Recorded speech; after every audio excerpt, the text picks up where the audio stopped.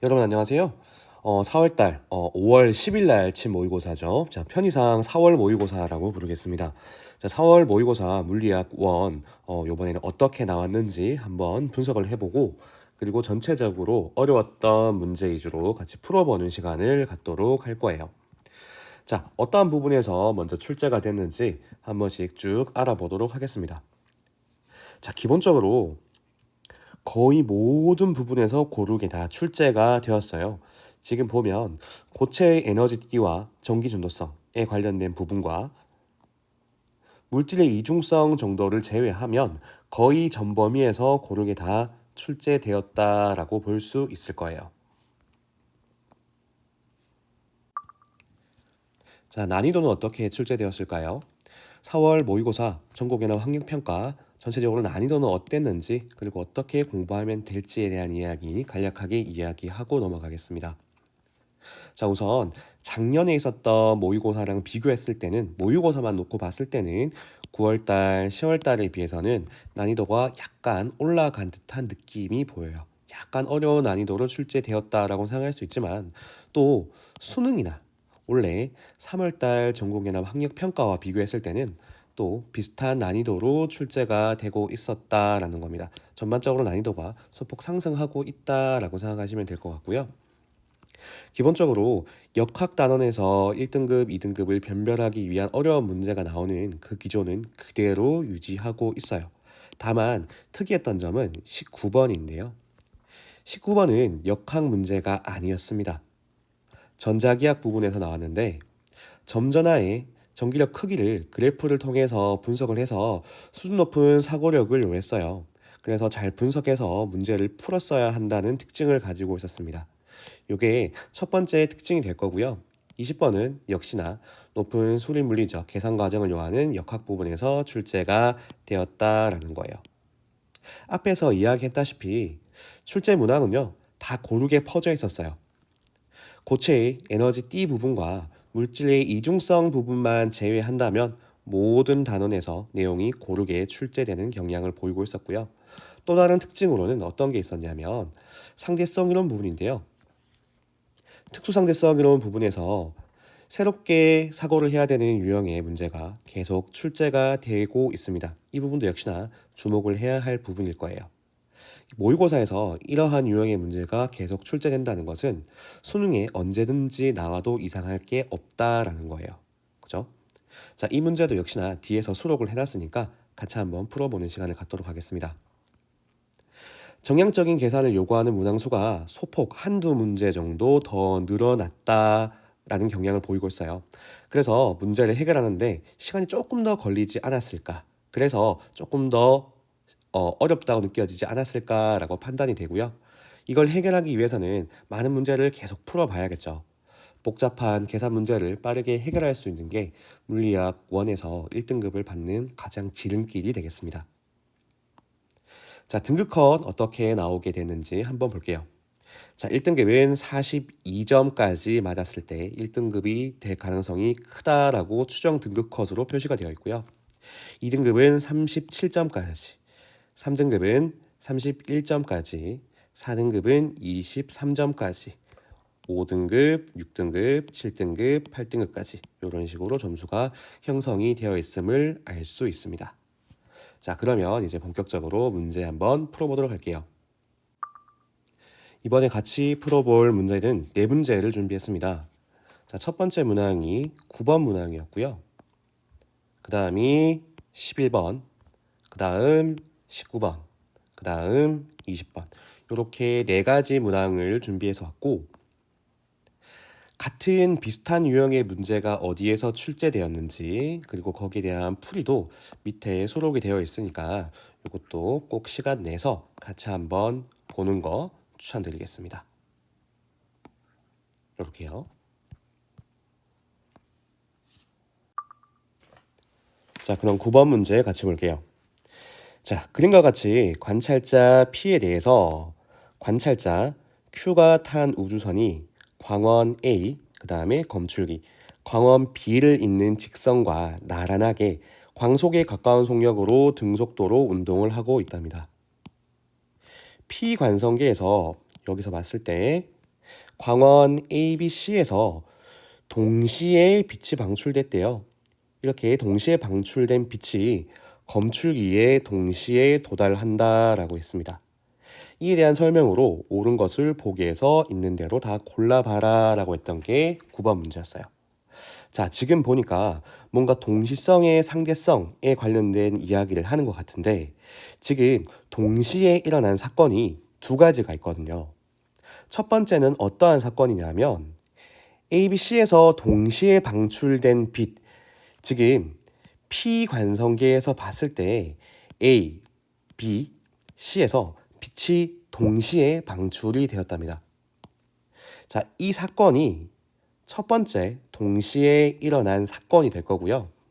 그 다음 두 번째 동시에 일어난 사건은 어디 있냐면 바로 밑에 있죠. 검출기에 동시에 도달한다라는 게 또 다른 사건이 되겠습니다. 자, A, B, C에서 동시에 빛이 방출되었고 그리고 또 동시에 검출기에 도달한다라고 되어 있어요.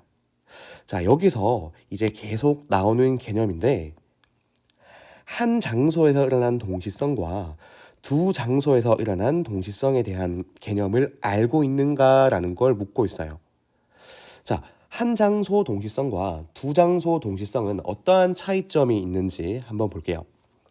자, 우선 두 장소에서 혹은 이건 세 장소도 해당하는 이야기입니다. 다른 장소에서 동시에 일어난 사건, 즉 A와 B와 C 다 각기 다른 장소에 있죠. 이렇게 다른 장소에서 일어난 동시라는 사건은 상대적이라는 겁니다. 우리가 흔히 배웠던 동시성의 상대성에 관련된 이야기가 이 두 번째에 해당하는 이야기예요. 이 동시성은 P에서 일어났을 때는 동시로 보이지만 Q가 봤을 때는 동시가 아닐 수도 있다라는 거예요. 한편 검출기에 동시에 도달한다라는 건 검출기라는 하나의 공간에 빛이 동시에 도달하고 있어요. 그래요. 한 장소에 동시에 도달하는 사건이죠. 이렇게 한 장소로 몰리는 동시성은 절대적인 시각을 가집니다. 즉, 이 말은 무슨 말인가 하니 P가 봤을 때도 A, B, C는 검출기에 동시에 도달하는 걸로 보이고 Q가 봤을 때도 A에서 나온 빛, B에서 나온 빛, C에서 나온 빛은 다 동시에 도달하는 걸로 보여야 한다라는 거예요. 이게 동시성의 상대성 두 가지 개념이거든요. 이 개념이 되게 자주 나오고 있어요. 작년도 6월 모의 수능 평가에서도 이러한 개념들을 한번 물었었거든요. 그래서 이러한 개념들 꼭 한번 잘 연습해 보시기 바랍니다. 자, 그러면 문제 한번 본격적으로 분석해 봅시다. 자, 우선 쉬운 보기 기역, 니은부터 빠르게 해볼까요? 자, 기역 보시면 A와 B 사이의 거리는 P 관성계에서가 Q 관성계에서보다 크다라고 했습니다. 자, A, B 사이의 거리를 말하는 거죠. 자, A, B 사이의 거리는 P가 봤을 땐 이 우주선이 빠르게 앞으로 나가고 있기 때문에 길이 수축이 일어났을 거예요. 그래서 이 둘 간의 거리는 Q보다는 수축되어서 보였을 겁니다. 그래서 P관성계에서가 Q관성계보다 크다라는 게 아니라 작다라고 해야지 맞는 말이 되겠죠. 그래서 기획은 틀렸어요. 자, 그 다음에 니은 볼게요. C에서 방출된 빛이 검출기에 도달하는데 걸리는 시간은 P관성계에서가 Q관성계에서보다 작다라고 했습니다. 자, Q관성계에서 보면 빛은 이렇게 직선으로 날아갈 거예요. 하지만 P관성계에서 보면 우주선 자체가 움직이고 있죠? 그러니까 검출기도 이만큼 움직였을 겁니다. 그러면 C에서 방출된 빛은 이렇게 날아가는 게 아니라 대각선으로 날아가야겠죠.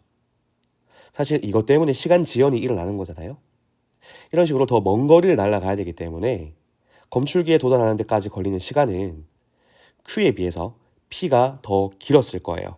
바꿔 말하면 Q 관성계에서가 P 관성계에서보다 작다라는 말인 거죠. 즉, 니은은 맞는 말이 되는 거예요. 자, 잘 따라오고 계시죠?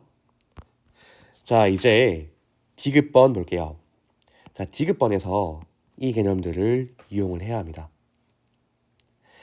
두 장소 혹은 세 장소에서 일어났던 이러한 다른 장소에서 일어나는 동시성은 상대적이다라고 이야기했죠. 자, 이 사건은 P가 봤을 때 A, B, C 광원에서 빛이 동시에 방출된 사건입니다. 다른 장소죠. 그렇기 때문에 이 동시 사건은 Q가 봤을 때는 동시에 일어난 사건이 아닐 수도 있다라는 겁니다.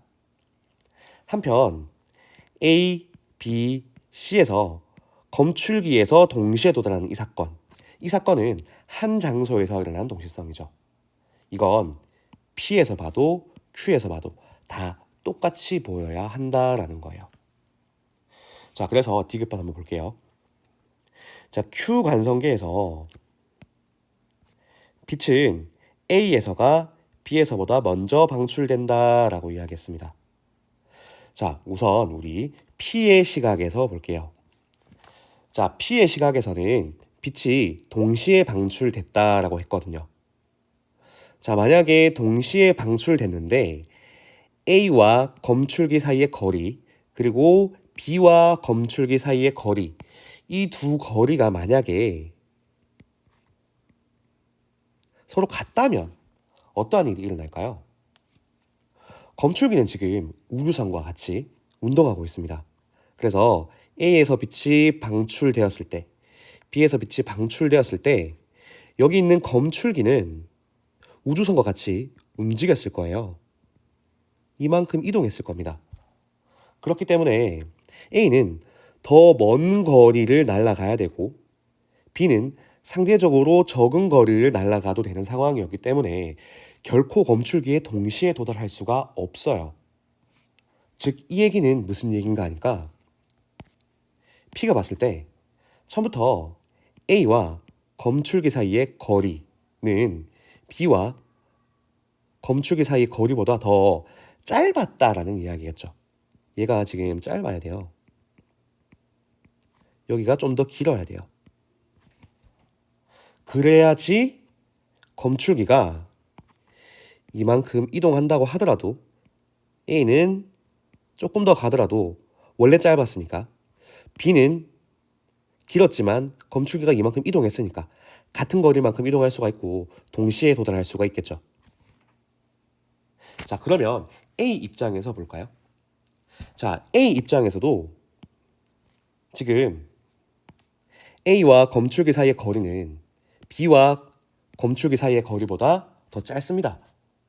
그런데 빛이 동시에 방출이 된다면 검출기에는 어떠한 빛이 먼저 도착할까요? A의 빛이 먼저 도착하겠죠. 그렇기 때문에 Q가 봤을 때는 어디에서 빛이 먼저 출발해야 되죠? 먼 거리를 출발해야 되는 B에서 먼저 출발을 해야 됩니다. B에서 먼저 불이 반짝 밝혀져서 검출기를 출발을 하고 그 후에 A에서 반짝거리면서 빛이 출발을 해야지 나중에 동시에 만날 거잖아요. 왜냐하면 B가 더 멀리 떨어져 있으니까. 그래서 Q 관성계에서 봤을 때는요, 빛은 A에서가 아니라 B에서가 A에서보다 먼저 방출된 것처럼 보였어야 한다라는 겁니다. 그래서 디귿은 틀렸고 정답은 니은만 맞은 2번이 되는 거죠. 자, 요 개념들 다시 한번 잘 생각해 보시기 바랍니다.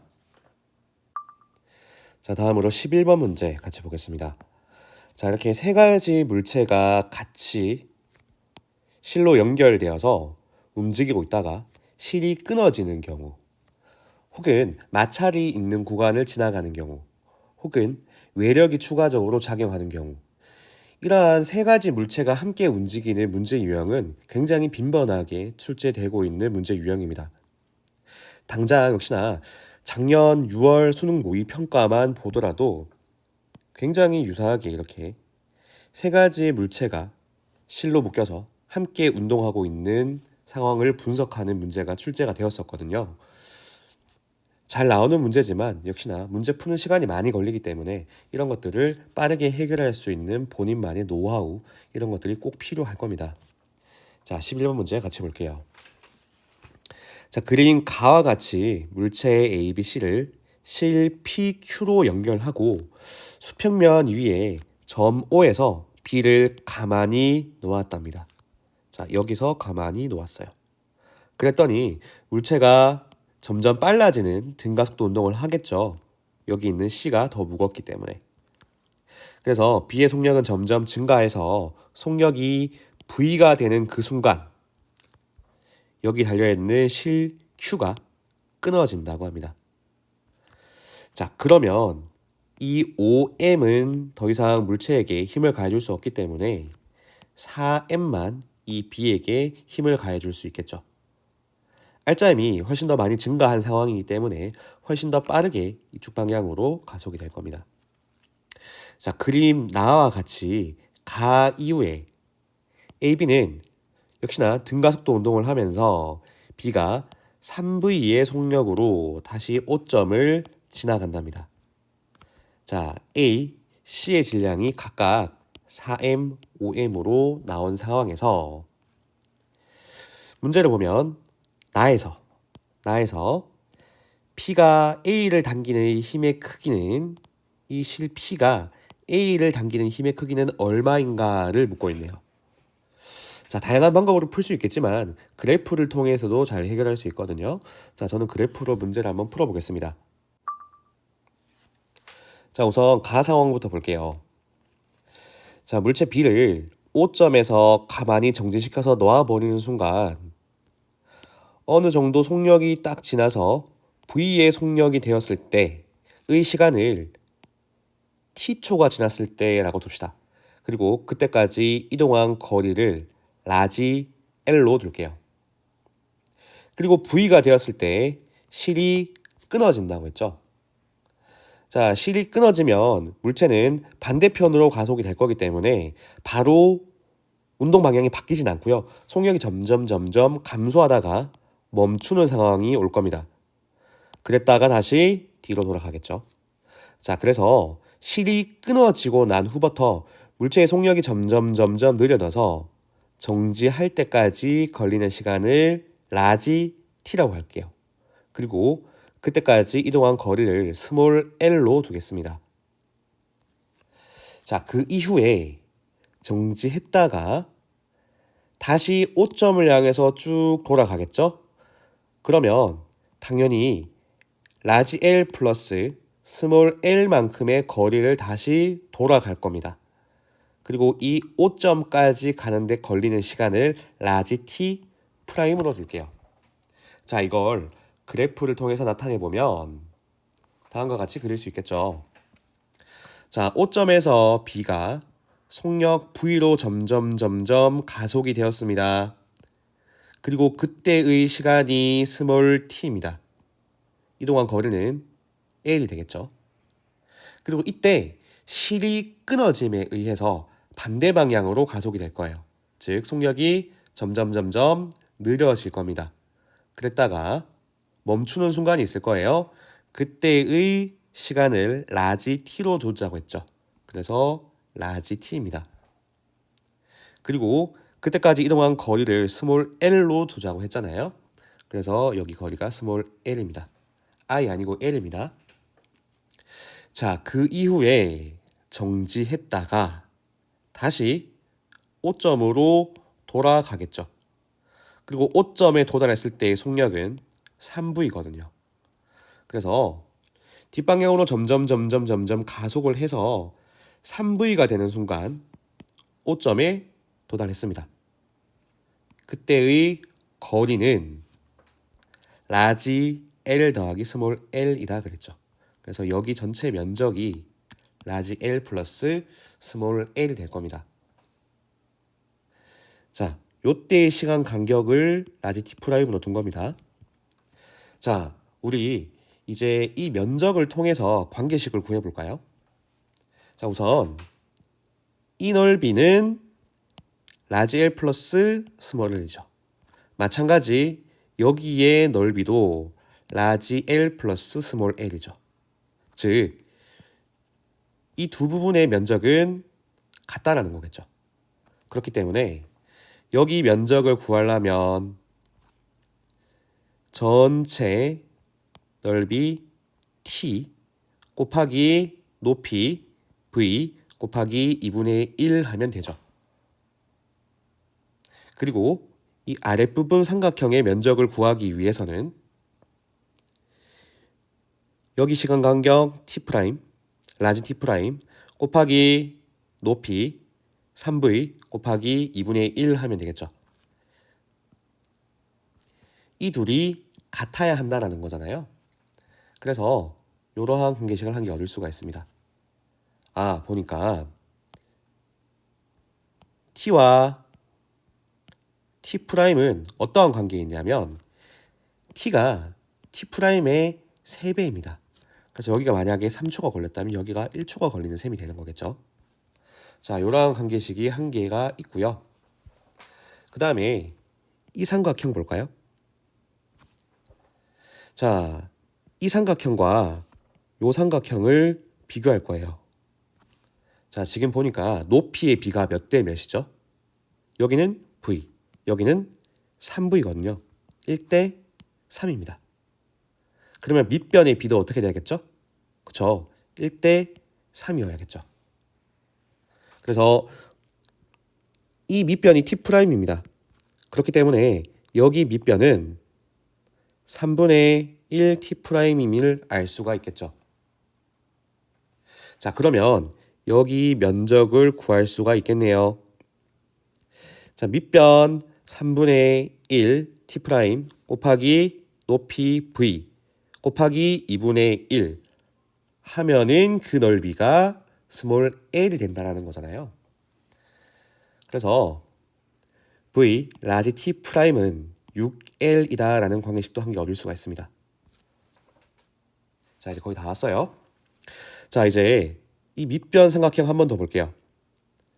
자, 이 삼각형의 넓이는 이 식이었죠. 근데 그 값이 라지 L 플러스 스몰 L이었습니다. 근데 V 라지 T 프라임 이게 6L이라고 그랬거든요. 대입할게요. 자, 대입을 해버리면 여기 값은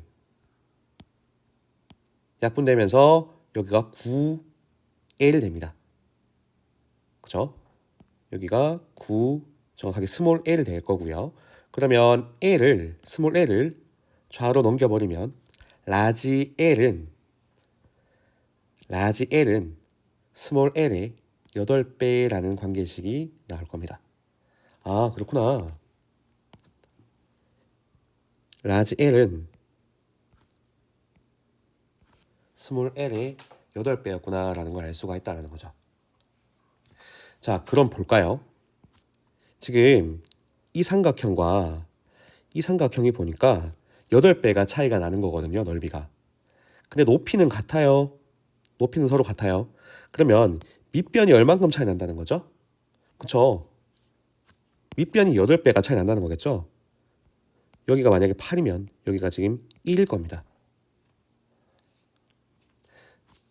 그러면 요렇게 해버리면 여기 기울기, 즉 이건 가의 기울기일 거예요. 가의 기울기를 구할 수가 있을 거예요.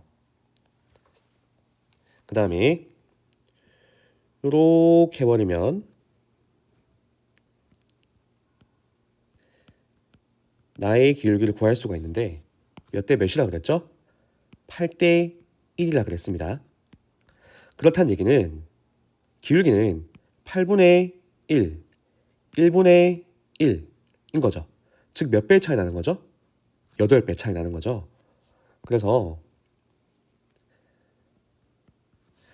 나의 기울기의 크기는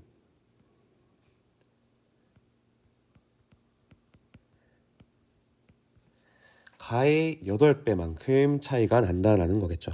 절대값 씌워서 그냥 크기로만 표현할게요.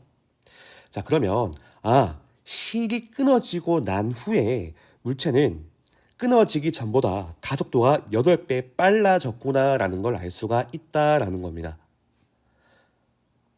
자, 여기까지 했으면 이제 나머지는 계산만 하면 되거든요. 자, 가 상황에서 물체 실로 다 연결되어 있으니까 이거 전체 하나의 물체로 취급할게요. 자, 이때 B의 질량을 라지 M으로 두겠습니다. B의 질량 역시나 여기도 라지 M으로 두겠습니다. 자, 그러면 A와 B 두 개를 더하면 9M 나오죠? B의 질량은 라지 M이기 때문에 라지 M 더해주면 되죠. 그리고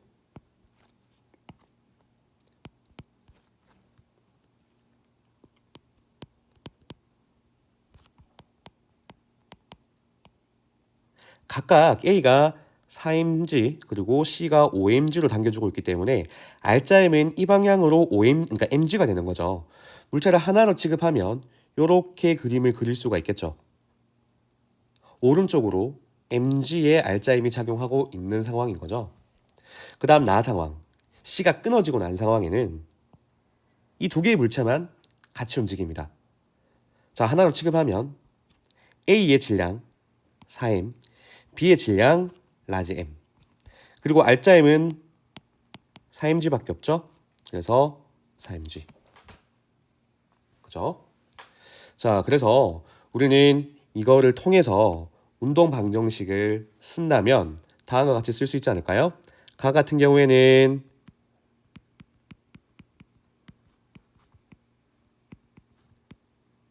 이렇게 쓸 수 있겠죠. 그러면 얘를 밑으로 내려버리면 가에 대한 가속도를 구할 수 있겠죠. 가속도의 크기겠죠. 그리고 나 마찬가지입니다. 나도 동일한 방법으로 가속도를 구할 수 있겠죠. 그런데 이들은 어떠한 관계에 있다? 나가 가보다 8배 더 빨랐습니다. 즉, 가의 8배를 곱해야지 나가 된다는 겁니다. 지금 이 값은 다 절대값으로 표현하고 있는 거예요. 자, 그래서 가의 가속도의 크기에다가 8을 곱해버리면 둘의 가속도는 같아지는 거잖아요. 그래서 관계식을 세우면 라지 m은 알고 봤더니 스몰 m과 같은 질량이었고요. 자, 이거를 가지고 나식에서 여기에 m을 집어넣어버리면 나에서의 가속도 크기가 나오죠.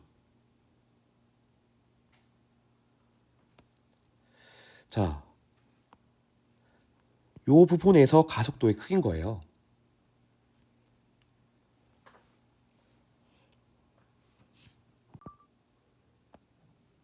자, 여기에 m 삭제했습니다. 나의 가속도에 여기 m이 있으면 이건 힘이 되는 거잖아요. 그래서 요거 m 없앴습니다. 자, 나의 가속도는 5분의 4g가 나왔어요. 그 얘기는 뭐냐면 A도 5분의 4g만큼 가속되고 있고 마찬가지로 B도 5분의 4g만큼 가속되고 있는 거예요. 자, 그러면 B는 질량이 라지 m이라 그랬는데 사실 이건 스몰 m이라 그랬잖아요. 그래서 이 스몰 m에다가 가속도를 곱해버리면 B가 받는 알짜임, 즉 Q가 당겨주고 있는 실의 장력이 나오죠. 자, 바로 얼마가 되느냐? 5분의 4 G에다가 질량 스몰 m 곱하면 되겠죠? 5분의 4 mg가 나오겠죠. 그런데 실은 Q가 B를 당겨주는 힘과 Q가 A를 당겨주는 힘은 서로 같죠. 하나의 실로 묶여져 있기 때문에. 그러면 A도 받는 알짜임의 크기, 그러니까 P가 당겨주는 A의 힘의 크기는 얼마다? 네, 똑같다라는 거죠. 5분의 4 mg가 된다라는 거죠. 그래서 정답은 4번이 되겠습니다. 자, 이렇게 그래프를 통해서도 가속도의 크기를 유추해낼 수 있고 그렇게 하고 난 다음부터는 단순 계산입니다. 자, 이렇게 11번 문제도 마무리하겠습니다. 자, 다음 19번 문제 같이 한번 풀어보겠습니다. 자, 계산하는 것들이 있어서 약간 미리 먼저 써놨습니다. 자, 19번 문제 같은 경우에는 통상적으로는 계산을 많이 하는 역학 파트가 나오는 경우가 많아요. 혹은 실험을 통해서 길게 사고할 수 있는 문제가 나오거나 시간을 많이 걸리게 하는 이런 계산 문제들 위주로 많이 나오는데 이번에는 19번이 그런 식으로 나오지 않고 많은 사고를 통해서 문제를 풀 수 있게끔 나왔다는 게 약간의 차이점입니다. 전자기력 파트에서 나왔고 점전화에 나타나는 전기력을 분석을 해서 문제를 풀어내는 문제였어요. 자, 한번 차분히 보겠습니다. 자, 그린 가와 같이 x축상에서 점전화 A, B를 각각 x는 0, 그 다음에 x는 6D 이 위치에 고정을 했대요. 움직이지 못하게 앞정으로 박았다라고 생각하시면 되겠죠. 그리고 양전하인 점전하 C를 옮기면서 고정을 한답니다. 요렇게 옮길 수가 있다고 하네요. 자, 그리고 그림 나는 가에서 C의 위치가 D에서 OD 사이의 구간, 요 사이의 구간을 이동을 할 때 AB에 작용하는 전기력을 나타냈다라고 합니다. 자, 이 그래프를 보고 설명으로 옳은 거 보기에서 다 찾아봐야 되는 문제였거든요. 자, 우선 뭘 주목을 해야 되냐면 우리는 두 구간을 주목을 할 거예요. 자, 두 개의 A에 작용하는 전기력과 B에 작용하는 전기력의 크기가 같아지는 ED 지점, 즉 C가 ED 지점에 있는 순간과 그 다음에 A에게 작용하는 전기력이 0이 되는 지점, 즉 3D 지점을 주목을 할 겁니다. 자, 우선 ED 지점부터 먼저 볼게요. 자, C가 ED 지점에 있을 때 A와 B에 작용하는 전기력의 힘의 크기는 똑같고 방향은 반대예요. 여긴 지금 플러스, 여긴 지금 마이너스거든요. 자, 통상적으로 우리는 오른쪽을 플러스, 왼쪽을 마이너스로 많이 잡죠. 자, 그렇게 통상적으로 잡는 방법대로 잡았다면 C가 양전하가 1이 있을 때 A는 오른쪽 방향, 즉 플러스 방향으로 당겨짐을 받는 거고요. B는 왼쪽 방향으로 당겨짐을 받는 거예요. 이럴 경우에 A와 B는 각각 마이너스가 되겠죠. 선생님, 방향을 반대로 설정할 수도 있지 않나요? 물론 그럴 수 있습니다. 만약에 오른쪽이 마이너스 방향, 왼쪽이 플러스 방향이었다면 A는 오른쪽으로 힘을 받고요. 왼쪽으로 힘을 받고요. B는 오른쪽으로 힘을 받아서 서로 밀려나는 방향으로 힘을 받는다라고 생각할 수 있을 거예요. 이럴 때는 A, B는 둘 다 플러스 전하를 띄는 게 되겠죠. 어쨌든 점전하 A, B는 둘 다 같은 극을 띄고 있어야 함을 알 수가 있어요. 그죠? 자, 그러면 이게 플러스일까 마이너스일까? 방향은 어디가 맞을까에 대한 거를 힌트를 얻기 위해서 우리 3D 지점을 주목을 해봅시다. 자, 만약에 C가 3D인 지점으로 갔어요. 만약에 A, B가 둘 다 플러스 방향이 거꾸로였다면 과연 A는 C가 3D에 갔을 때 힘이 0이 될 수 있을까요? 다 플러스예요. 그렇기 때문에 A는 청력을 받아서 왼쪽으로 이동하려고 할 겁니다. 즉 합력이 있는 거예요. 절대 0이 될 수가 없다. A가 마이너스, B가 마이너스인 경우에만 A가 합력이 0인 경우가 생깁니다. 그러니까 최초에 우리가 방향을 정해놨던 오른쪽이 플러스, 왼쪽이 마이너스 방향과 A, B가 각각 마이너스 전하를 띄고 있다라는 생각이 맞았다라는 거죠. 그리고 추가적으로 C가 지금 3D 지점에 있다면 A와 C가 떨어져 있는 거리와 A와 B가 떨어져 있는 거리가 정확하게 1대2, 2배가 차이 나거든요. 우리 정기력식 기억나시죠? 정기력은 거리 제곱의 반비례해서 약해집니다. 그런데 지금 2배가 멀어졌다는 것은 힘의 크기가 4분의 1로 약해졌는데도 불구하고 알짜임이 지금 0이 됐거든요. 그 얘기는 뭐냐면 B의 전하량이 4배 더 커야지 가능한 일 아니겠습니까? C보다. 그래서 C의 전하량을 플러스 Q라고 했을 때 B의 전하량은 그보다 4배 큰 4Q가 될 거고 당연히 극은 마이너스를 띌 겁니다. 자, 그러면 이제 A는 전하량을 얼마를 가지고 있을까요? 자, A가 전하량을 얼마를 가지고 있는지 알기 위해서 우리는 다시 C가 ED에 있을 때, 여기에 있을 때를 생각해 볼 겁니다. 자, A에 작용하는 전기력의 크기와 B에 작용하는 전기력의 크기가 같다라는 걸 이용할 거예요. 자, 그러면 일단 A는 C에 의해서 당김을 받을 거고요. 식은 미리 써두었습니다. 그리고 이 B에 의해서는 청력, 밀리는 청력이 작용할 겁니다. 그 힘의 크기는 다음과 같아요. 역시나 B 입장도 마찬가지입니다. B는 C에 의해서는 당김을 받을 거고요. 인력이 작용할 거고요. 그리고 A에 의해서는 뒤로 밀리는 청력이 작용할 겁니다. 그 힘의 크기를 역시나 이렇게 써놨습니다. 자, 이렇게 써놓고 봤더니 지금 이 2개의 힘은 서로 같아요. 그죠? 그러면 힘이 똑같아지려면 이제 또 뭐가 같아야 되죠? 이거 2개가 같아야겠죠?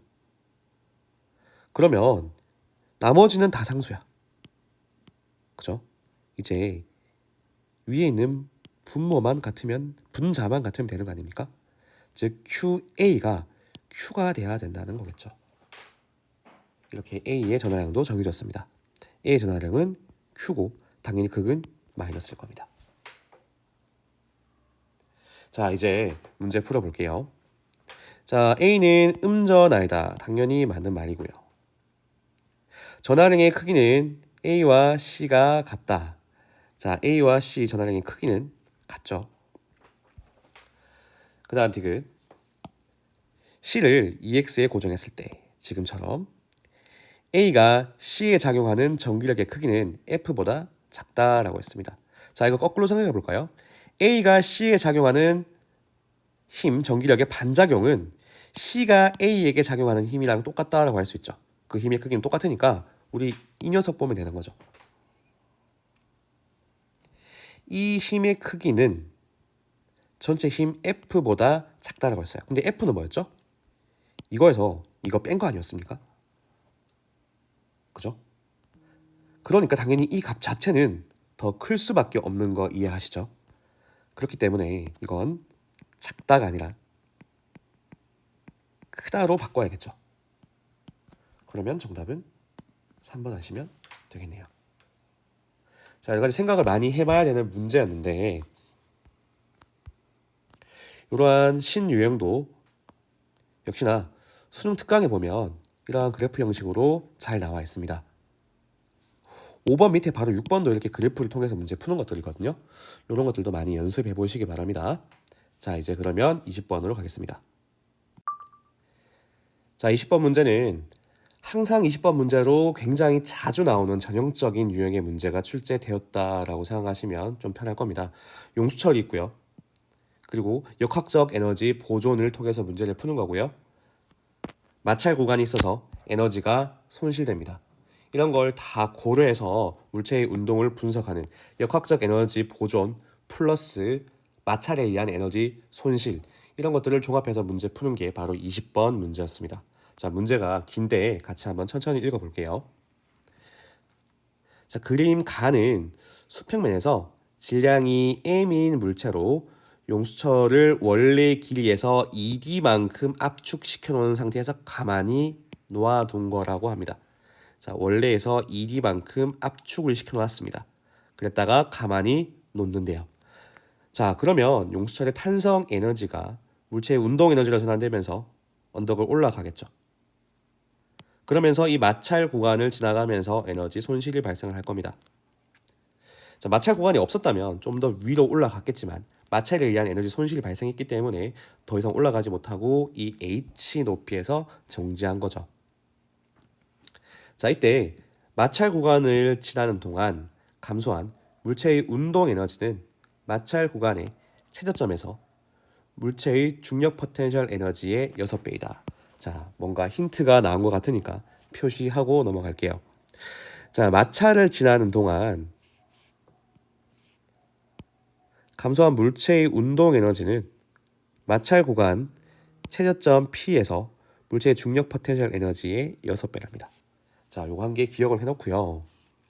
그 다음 그림 나는 가에서 물체가 다시 마찰 구간을 지나서 용수철을 원래 길이에서 최대 D만큼 다시 압축시킨 모습을 나타냈답니다. 자, 정지했다가 다시 내려갑니다. 또 마찰 구간을 통과를 하네요. 그랬다가 에너지가 손실됐기 때문에 E만큼 압축시키지 못하고 D만큼만 압축시킨 모습이에요. 자, 그리고 그 구간에 또 힌트가 나옵니다. 물체는 마찰 구간에서 등속도로 운동을 한대요. 자, 등속도로 운동한다. 이 힌트는 무슨 말로 해석하면 될까요?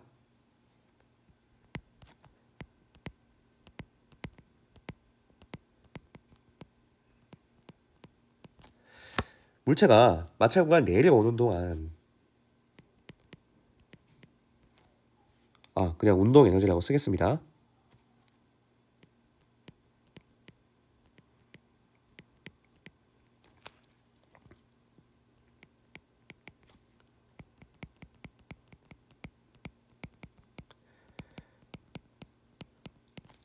내려오는 동안 운동 에너지의 손실 없이 포텐셜 에너지의 손실만 가지고 내려온다라는 걸 암시하는 거예요. 속력이 바뀌지 않으니까 운동 에너지의 손실은 없겠죠. 그리고 또 하나의 힌트가 있습니다. 마찰 구간에서 손실된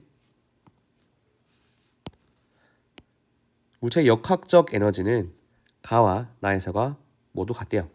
그래서 뭔가 손실된 에너지를 이런 식으로 쓴다면 이거는 가 상황과 나 상황이 같다라는 거예요. 그래서 가에서 손실되는 것과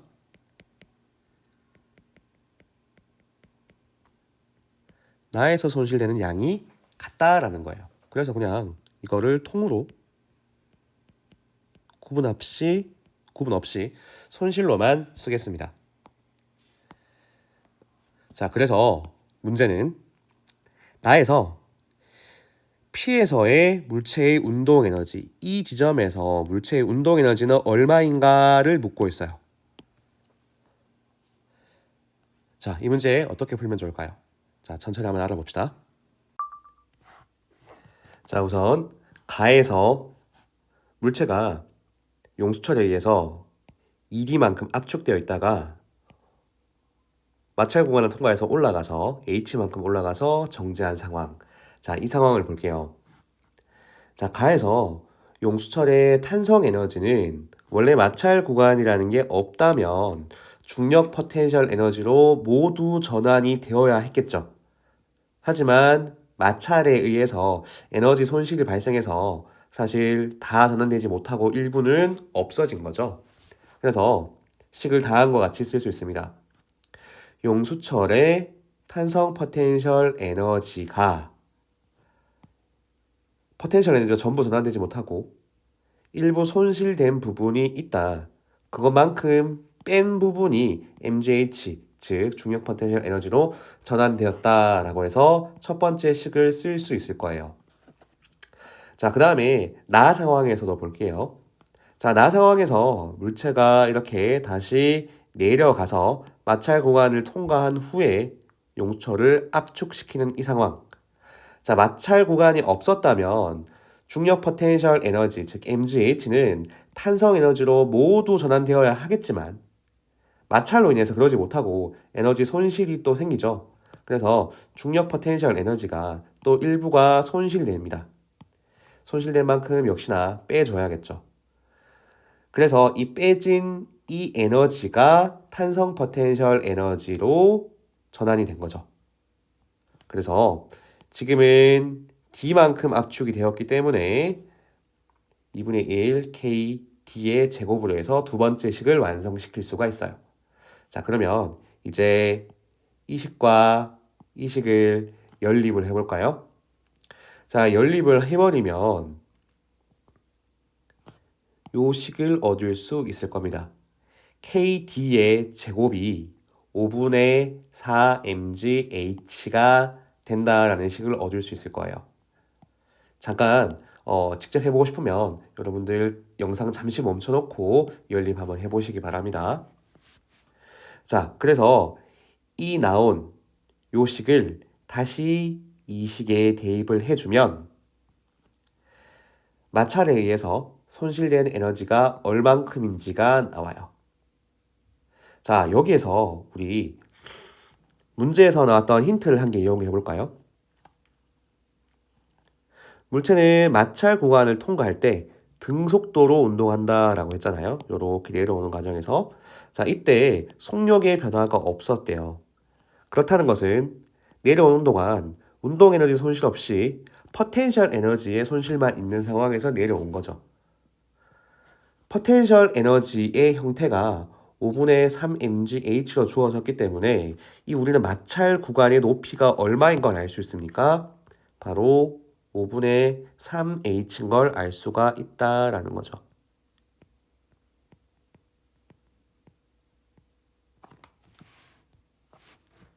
자, 또한 가에서 마찰 구간을 지나는 동안 감소한 물체의 운동 에너지 볼까요? 이제 여기 이 힌트 이용하려고 하는 거거든요. 가에서 마찰 구간을 지나는 동안 물체는 얼만큼 운동 에너지가 감소했을까요? 만약에 마찰 구간이 없었다면 여기 높이 5분의 3h라고 했죠. 만약에 마찰 구간이 없었다면 운동 에너지는 포텐셜 에너지로 오롯이 다 전환이 돼서 이 운동 에너지가 포텐셜 에너지로 오롯이 다 저장이 돼서 변환이 돼서 5분의 3mgh만큼 감소했을 겁니다. 그죠? 근데 마찰 구간에 의해서 에너지 손실이 추가적으로 발생한다 그랬죠? 그게 얼마라고요? 5분의 3mgh라고요. 그래서 물체가 이렇게 올라가면서 얼만큼 운동 에너지가 변화됐냐 하면 우선 운동 에너지가 포텐셜 에너지로 변환되는 거 한 개, 이 항 하나 플러스 마찰에 의해서 손실되는 거 하나, 이렇게 총 두 가지로 인해 가지고 운동 에너지가 감소되겠죠. 그리고 이렇게 올라가는 동안 포텐셜 에너지로 전환된 양은 올라간 양이 5분의 3h만큼 올라갔기 때문에 당연히 5분의 3mgh만큼 감소되었을 거고, 그리고 마찰 구간에서 손실된 양 역시나 5분의 3mgh였기 때문에 토탈 얼만큼 감소한 거죠? 바로 5분의 6mgh만큼 감소한 꼴이 되는 거죠. 자, 그래서 보면 가에서 마찰 구간을 지나는 동안 감소한 물체의 운동 에너지를 이렇게 썼을 때 이거는 운동 에너지가 포텐셜 에너지로 전환된 양, 거기에다가 마찰에 의해서 생긴 에너지의 손실량, 이거 두 개를 합한 거, 이거 두 개를 합한 양과 같고 그 값은 이만큼이라는 거죠. 그리고 이게 P점에서 중력 포텐셜 에너지 값의 6배랍니다. 최저점 P점에서 중력 포텐셜 에너지의 6배래요. 그렇다는 얘기는 이 P점에서 중력 포텐셜 에너지는 6분의 1배라는 거죠. 즉 P점에서 중력 포텐셜 에너지는 5분의 1 mgh가 나오는 거고요. 그러면 여기 높이도 자연스럽게 알게 되겠죠? 최저점의 높이는 얼마다? 바로 5분의 1 H다라는 걸 알게 된다라는 겁니다. 자, 그러면 이제 다 구했어요. 나에서 물체가 내려옵니다. 자, 최초의 mgH라는 총 포텐셜 에너지를 가지고 내려오다가 마찰 구간을 지나면서 이만큼 손실이 되죠. 그래서 손실이 된 그 순간 P점에 멈춰 있습니다. 자, P점에 멈췄을 때, P점에 멈춰 있는 게 아니죠. P점에서 등속도로 움직이고 있을 겁니다. 이때 물체의 운동 에너지, P점에서 운동 에너지를 이렇게 썼습니다. 플러스 여기에서의 포텐셜 에너지 5분의 1 mgH가 있는 거죠. 그래서 식을 이렇게 쓸 수가 있는 거예요. 자, 이제 정리만 하면 됩니다. 자, 식을 이렇게 넘겨버리면 되죠. 그러면 우리 P점에서 운동 에너지는 5분의 1 mgH가 나오게 될 겁니다. 정답은 5번이 되겠죠. 자, 이런 식으로 역학적 에너지 보존 법칙과 그 다음에 마찰에 의한 에너지 손실을 이용해서 문제 푸는 거 20번 문제의 단골 문제입니다. 이런 문제 많이 연습하셔가지고 여러분들 모두 1등급 받을 수 있게 되시길 바라겠습니다. 자, 오늘 문항 분석은 여기까지 하겠습니다. 모두 고생했습니다.